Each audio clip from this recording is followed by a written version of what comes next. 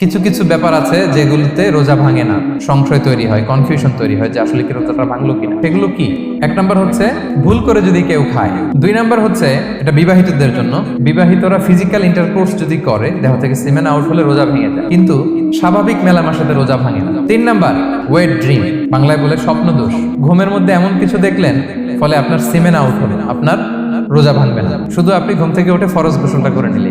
চার নাম্বার হচ্ছে blood test, blood test করলে রোজা ভাঙে না। পাঁচ নাম্বার হচ্ছে অনিচ্ছাকৃত বমি। ছয় নাম্বারে নোজ ব্লিডিং, নাক দিয়ে রক্ত ঝরলে মানুষের রোজা ভাঙে না, আনলেস যদি অনেক বেশি অ্যামাউন্টের হয়, আপনি ক্লান্ত হয়ে পড়েন, তখন তো আপনি রোজা ভাঙবেন। সাত নাম্বার রোজা রেখে দাঁত ফেলতে পারবো কিনা, দাঁত ফেললে যে রক্ত বেরোয় এতে রোজা ভাঙে না। আট নাম্বারটা হচ্ছে ইনজেকশন, রোজা রেখে ইনজেকশন দেওয়া যাবে কিনা। কিছু কিছু ইনজেকশন দেওয়া যাবে, কিছু কিছু দেওয়া যাবে না। কোনগুলো দেওয়া যাবে না?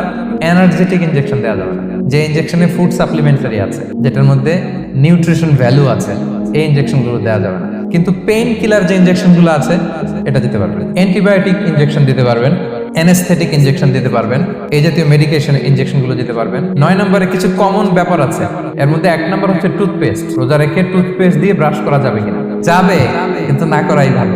আই ড্রপ দেওয়া যাবে। এরপরে ডায়াবেটিক পেশেন্ট যারা আছে তারা ইনসুলিন দিতে পারবেন, এত রোজা ভাঙে।